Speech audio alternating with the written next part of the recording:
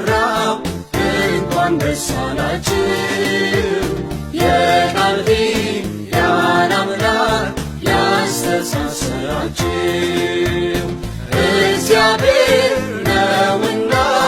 የትዳር ጅማሬ ስራው ግሩም ነው ደስ ብሎናል ዛሬ ላሰናዳ ባርኮት የሚበላ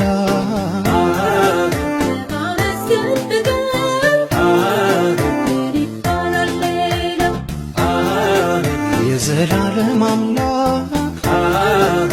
ወደ ረፍት አመጣ ከብቸኝነቱ መንደር ያወጣ ሙሽራ